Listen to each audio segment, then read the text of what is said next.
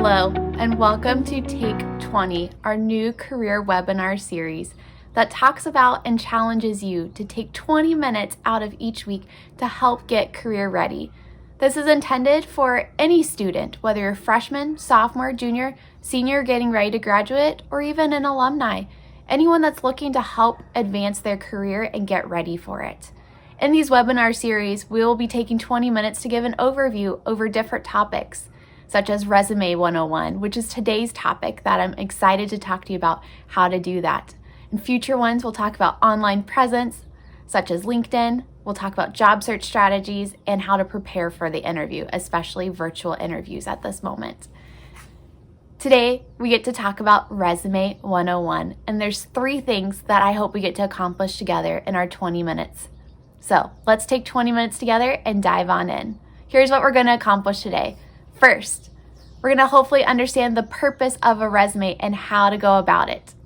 2, that we have an awareness of the employer perspective of when they're reviewing resumes and trying to find someone to fill a position or a need at their organization.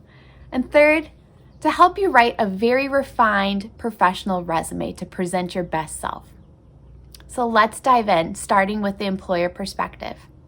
Let's think for a moment of what it's like for an employer that is looking to hire and fill a position. These people are working 40 plus hours with lots of responsibilities, jobs, and probably others that report to them that take up a lot of their time. And now they've been tasked to fill a position. So in addition to all the work that they need to maintain, they now need to find the right candidate for their organization for the right position.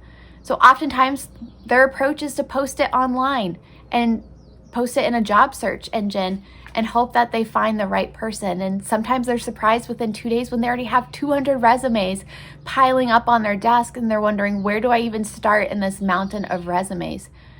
What that tells us as applicants is that we need to make sure that our resume is standing out, because if they have only a few moments to glance over it and over 200 some resumes to review, they're not spending much time reading all the details. So we need to make sure that we stand out.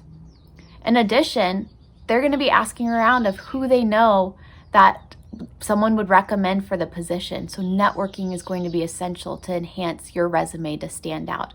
Because when someone says, oh, I know so-and-so, they've worked for me before, or they're a family friend, you should take a look at their resume. They're going to search through that pile and find that resume and give it more time and attention than they would any other resume that's submitted. So that leads me to a key debate that happens with resumes of, should it be 1 page or 2 pages? There's no clear distinction because each organization has a different mindset of the 1 page versus 2 page. So the best approach is to assume that they don't have much time and that you need to put your best self on that first page, because many will not flip the page over to look at that second page. So present the most relevant information that they are looking for to help them save time and see who you are and see your best self. They're going to be looking for some career competencies in you of some key areas in leadership experience, in teamwork and collaboration, that you understand this digital and technology-oriented world that we live in. And they're going to look, do you have interpersonal skills? How's your communication, both in written and oral? Are you able to navigate conflict? Some of these things you'll want to stand out and see what are the specific ones that they're looking for. You'll get insight as you review the job description. Let's talk about what the resume should look like. There's key components that need to be included. Let's go over those now. Employers want to see quickly why they should hire you, so you want to make sure that you include the following: keywords and skills related to the specific job, relevant job titles and companies that you've worked for, evidence of your impact and accomplishments, and your degree and graduation date. Those are organized in 3 different categories: your heading, your education, your experience, and an optional section of skills. In your heading, you'll want to include the following: your full name, and make sure it stands out. This should be the biggest thing on your resume, the largest font. So make sure your first and last name really stand out. You'll want your contact information, your phone number that's best to reach you at, that you will be checking the voicemails regularly and answering those calls, and a professional email. This means first and last name is best to include as your email address. Don't include numbers or your favorite band or who you're a fan of. Like, have a very basic, just first and last name professional email. And if you don't have one yet, create that on Gmail. Or your phone number, make sure your voicemail also sounds professional and that it's not your favorite song or just a generalized greeting from Siri or some other voice. Make sure it's a personalized but professional email so that way they know that they've contacted the right person when they're leaving a message. Some optional items for you to include: you could leave your physical address if there's anything that they might potentially mail you. You could also include your LinkedIn link on there, but only include that if your LinkedIn is up to date. But in that is where you could expand out your resume if you have more material that you want them to see. And if there's any other optional items, you could do that. However, the first name, last name, phone number, and email are the most essential, and you'll want those to stand out up top. Our second key component, education. Do not include high school or anything before that, only college. If you've gone to a community college, if you've transferred between different colleges, you can include all of those, the years that you attended. And presently, if you're here at Concordia right now, if you're graduating, include that you're graduating this May. Or if you know when you are graduating in May 2022, put that you're in attendance now through May 2022. You'll also want to include what degree you've been awarded if you've already graduated, what major, what date your degree is intended to be awarded. Include our institution, Concordia University, Irvine, California, with our city and date like I just named. You don't have to include your GPA, and to be honest, if it's a low GPA, don't include it. If it's a stellar and a high GPA, then yeah, you could include it. Most are not going to be looking at that though.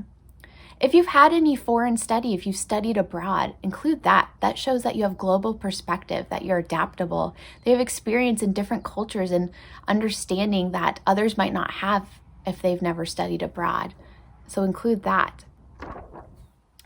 You can list coursework and relevant information or other big projects that align with the type of job that they're looking for.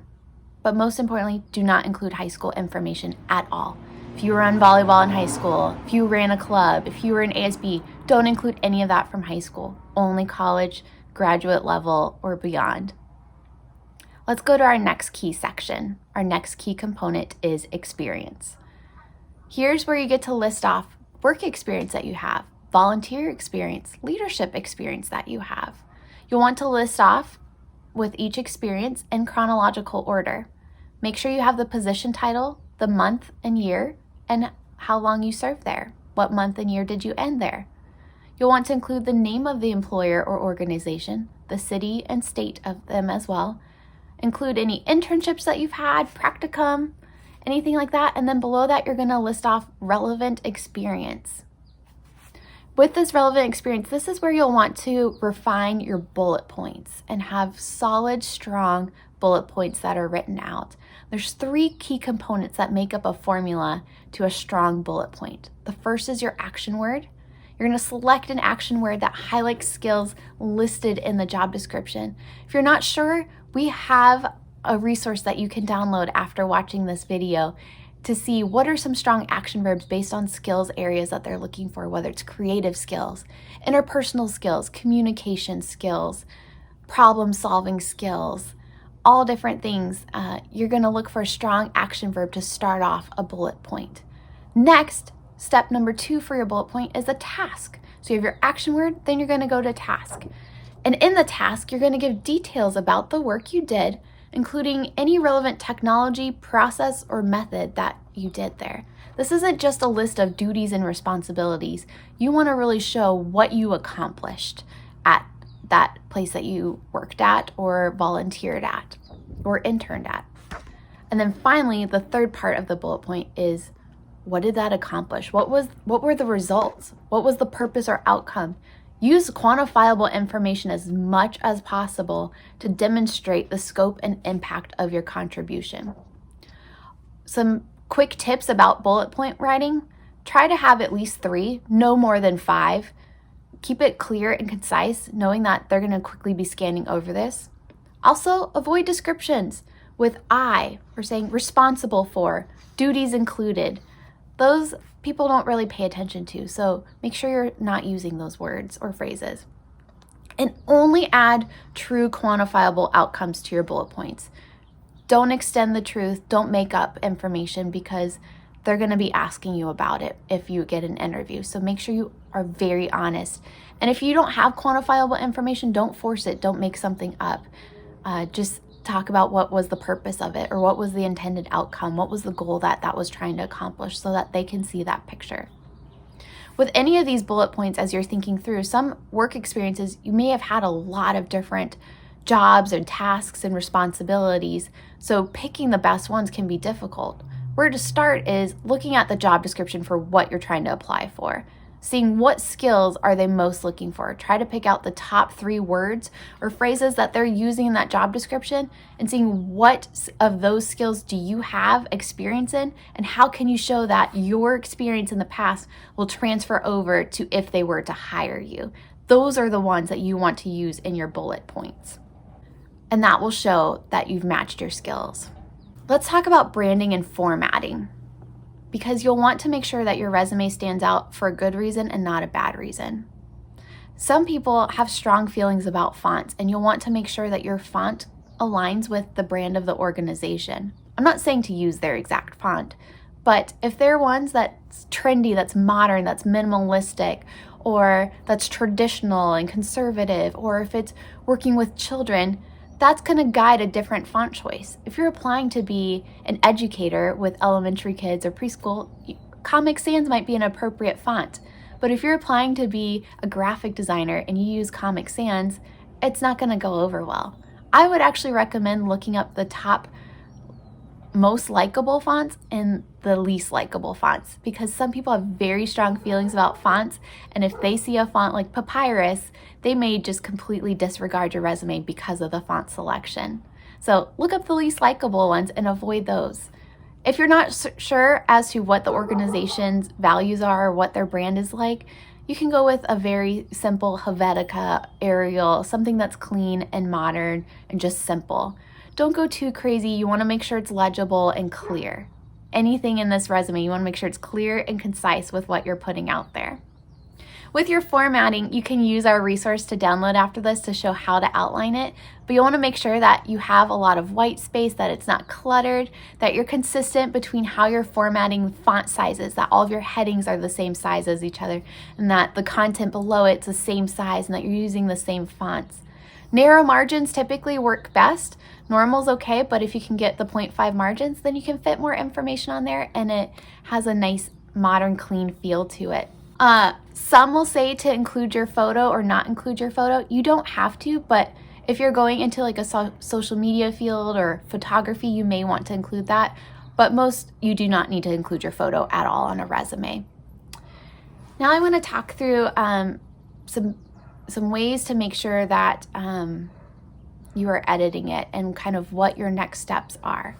Here's some clear next steps of how we can help you and what you can do, whether this is your first time writing a resume or whether you're trying to refine it and apply for jobs now.